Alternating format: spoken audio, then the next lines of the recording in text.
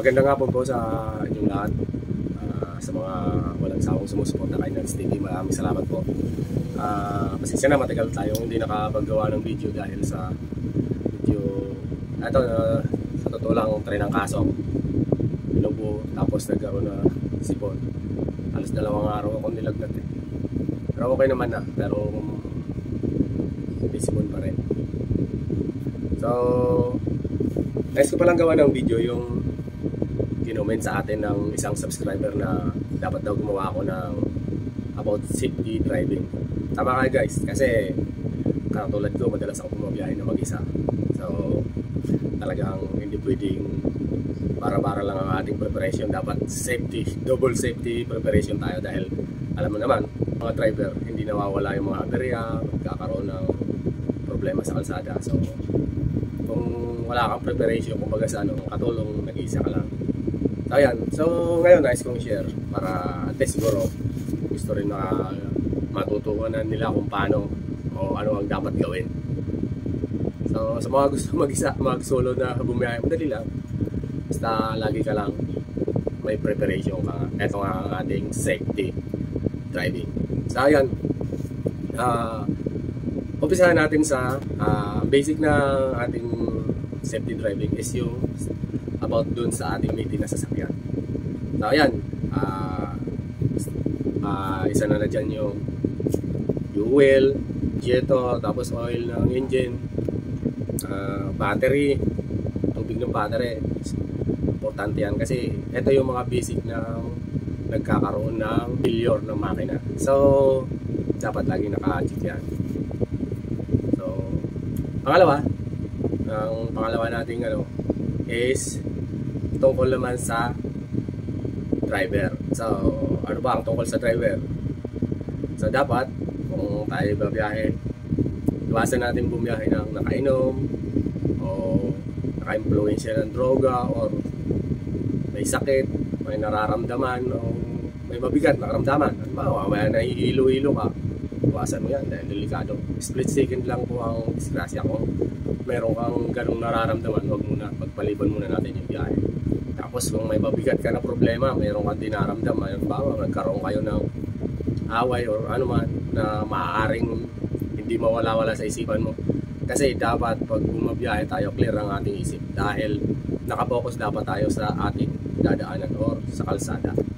Kasi hindi mababasa nung kasalubong mo yung problema ang pinagdadaanan mo, kung ano man ang problema, lalo kung lasing ka na. Then isa pa, alam naman natin, lalo na sa mga pag nakainom, minsan may mga desisyon yung nakainom na akala natin tama. Pero pag nawala na yung tama nung alak, mali pala. Yun yung tama nung alak na mali. So kaya iwasan natin yan. Lagi tayong may sapat tayo na tulog. So huwag tayong babiyahe kung halimbawa medyo puyat na tayo, tapos medyo alanganin tayo na makaantokin tayo sa biyahe. Lalo alam mo naman yung ngayon, mga tawid Maynila, talagang hindi ka pwedeng huminto na ngayon dyan. May mga pwede kang hintuan dyan, pero siguro iihi ka lang, bili ka lang ng maiinom, yun lang. Pero pag matagal na iidlip ka, maririgan tayo dyan. Tsaka isa pa, hindi lang riker, minsan may mga magnanakaw. So kung matutulog tayo doon, lalo kung nagsusolo tayo, delikado.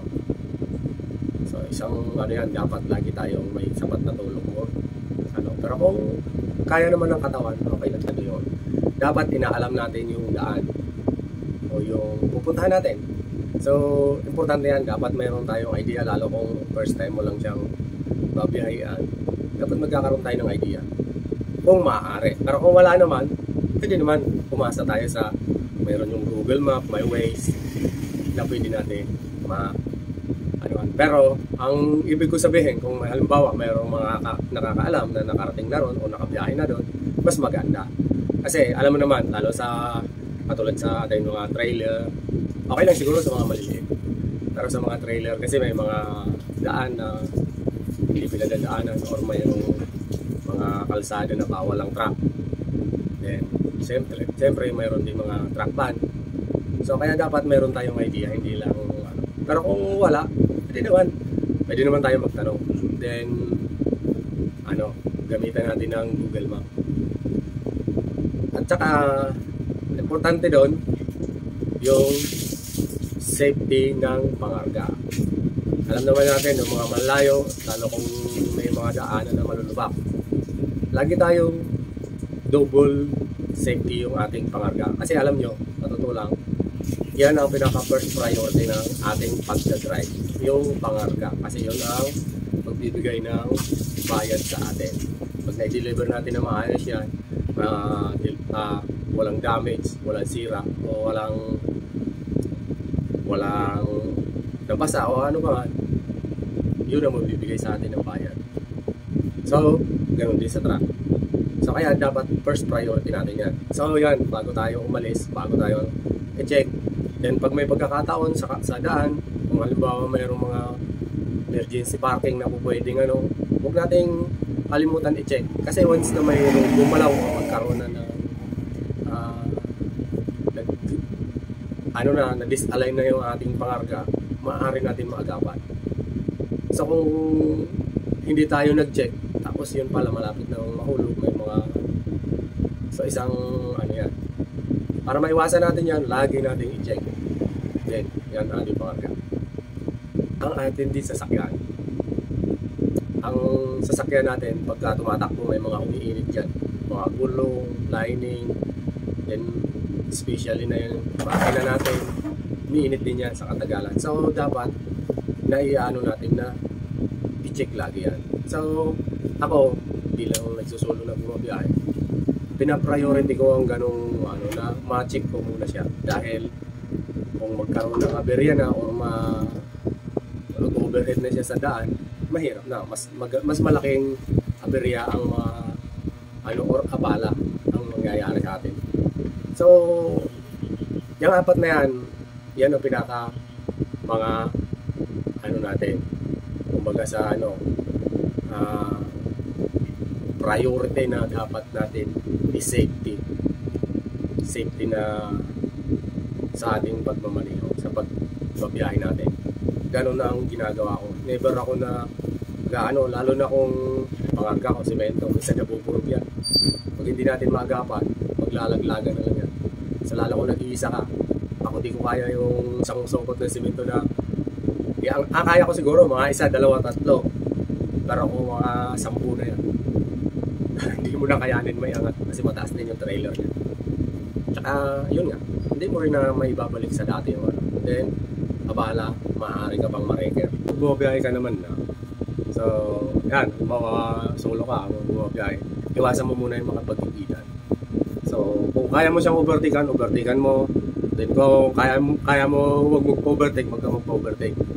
Then kung talagang yung parang may gumakarera sa'yo at paiwan ka na.